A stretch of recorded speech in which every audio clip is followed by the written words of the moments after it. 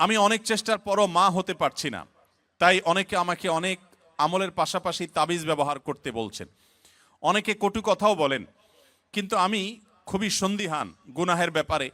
দয়া করে সঠিক তথ্য দিয়ে সহযোগিতা করবেন। বোন ফারজানা প্রশ্ন করেছেন, দেখুন, যে সমস্ত বোনের বাচ্চা হয় না, আমাদের সমাজে এক শ্রেণীর কুলাঙ্গার, এক শ্রেণীর খারাপ মানুষ আছে যারা ওই মেয়েদেরকে নিয়ে কটু কথা বলে, আছে না নাই?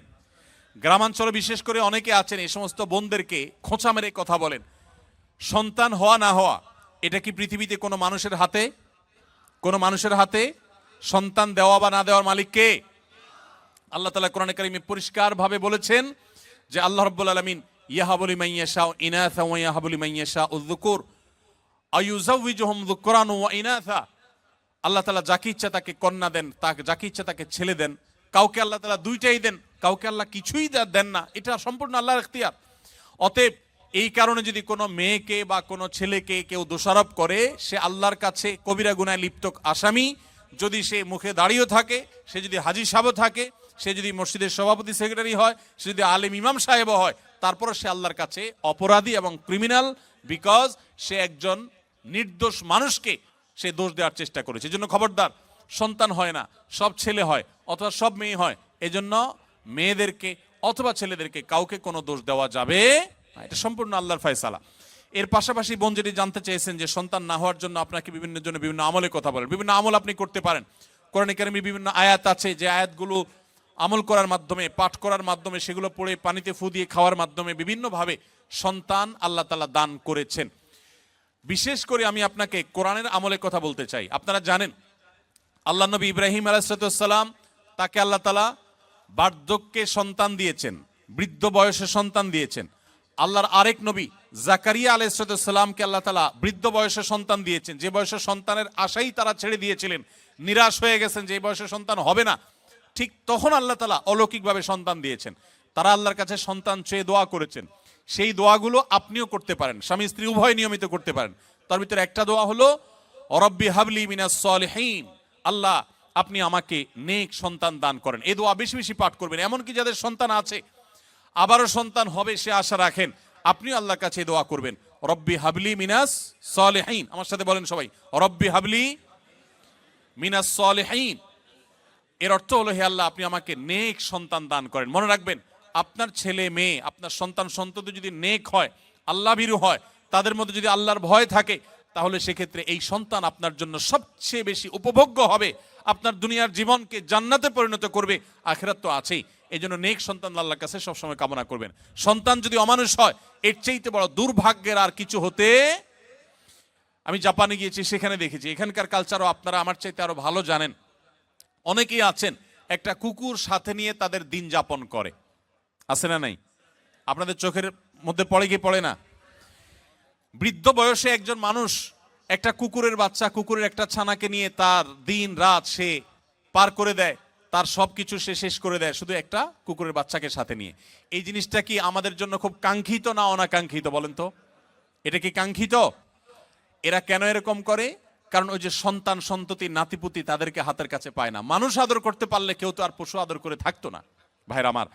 এই জন্য আপনাদেরকে আমি বলতে চাই, নিজের সন্তানকে যদি ঈমান শিখান, তাওহীদ শিখান, মনে রাখবেন পৃথিবীতে ঈমানদার কোন সন্তান তার বাবা মাকে বার্ধক্যে রেখে দূরে চিরকালের জন্য সম্পর্ক ছিন্ন করে চলে যেতে পারে। আপনারা দেখেছেন, অনেকে গত কদিন আগে নিউজ হয়েছে আমাদের দেশে, মূলধারা মিডিয়াগুলোতে উঠে এসেছে যে জাপানে অল্প সময়ের ব্যবধানে হাজার হাজার মানুষ পাওয়া গেছে যারা বাসায় মরে পচে, অনেকে আছেন যে কয়েক মাস পর জানা গেছে যে লোকটা মারা গেছেন, তারপর পুলিশ গিয়ে দরজা ভেঙে তাদেরকে লাশ উদ্ধার করেছেন। কারণ তারা একাকী থাকতেন, কেউ সাথে থাকতো না। এর চাইতে বড় বেদনার, এর চাইতে বড় যন্ত্রণার, এর চাইতে বড় কষ্টের আর কি হতে পারে যে বার্ধক্যে এসে তারা কোনো মানুষ পাবে না। আপনি যদি চান যে আপনার সন্তান সন্ততি মৃত্যুর আগ পর্যন্ত আপনার পাশে থাকবে, আপনাকে আগলে রাখবে, আপনাকে স্নেহ মমতা দিবে, ভালোবাসা দিবে, তাহলে মনে রাখবেন একমাত্র পথ তাদেরকে মুসলমান বানানো, আল্লাহ ভীরু বানানো। আপনি যদি তাদেরকে বিজ্ঞানী বানান, সায়েন্টিস্ট বানান, আপনি তাদেরকে শিক্ষিত বানান, বড় ব্যবসায়ী বানান, বড় পদাধিকারী বানান, কিন্তু ঈমান শিখান নাই, তাওহীদ শিখান নাই, তাকওয়া শিখান নাই, ইসলাম শিখান নাই, আমি শপথ করে বলতে পারি আপনার এই সন্তান আপনার বিপদের কারণ হওয়ার সমূহ সম্ভাবনা আছে। এই জন্য সন্তান নেক হোক আমরা সবাই চাই কি চাই না বলেন? তাহলে দোয়া করতে হবে। যে বোন চেয়েছেন তার জন্য এবং অন্য সবার জন্য বলছি, রব্বি হাবলি মিনাস সলিহিন, বেশি বেশি করে পাঠ করবেন। আরেকটা দোয়া হলো রব্বি লা তাদারনি ফারদা ওয়া আনতা খায়রুল ওয়ারিসিন। বিশেষ করে যাদের সন্তান হয় না তারা এই দোয়াটা বেশি বেশি পাঠ করবেন, রব্বি লা তাদারনি ফারদা, হে আল্লাহ আমাকে একা আপনি রেখে দিবেন না, ওয়া আনতা খায়রুল ওয়ারিসিন, আপনি সর্বোত্তম ওয়ারিস, তারপরও আপনি আমাকে নেক সন্তান দান করুন। এই দোয়ার মধ্যে সেটি চাওয়া হয়েছে। অতএব রব্বি লা তাজারনি ফারদা ওয়া আনতা খায়রুল ওয়ারিসিন, এই দোয়া পাঠ করবেন ইনশাআল্লাহ তাআলা। এর বাইরেও আরো বহু দোয়া আছে, রব্বি হাবলি মিন লাদুনকা যুররিয়াতান তাইয়্যিবা, রব্বি হাবলি মিন লাদুনকা যুররিয়াতান তাইয়্যিবা, আল্লাহ আপনার পক্ষ থেকে আপনি আমাকে পবিত্র এবং ভালো সন্তান দান করেন, ইন্নাকা সামিউদ দুআ, আপনি দোয়া শ্রবণকারী। আমি আমার জীবনে বুঝজ্ঞান হয়েছে থেকে নিয়ে একটি দোয়া ছাড়ি নাই, রব্বানা হাবলানা মিন আজওয়াজিনা ওয়া যুররিয়াতিনা কুররাতা আয়ুন ওয়াজআলনা লিল মুত্তাকিনা ইমামা। সূরা ফুরকান আয়াত নম্বর 74, 74 আয়াত নম্বর। সূরার নাম হলো সূরা আল ফুরকান।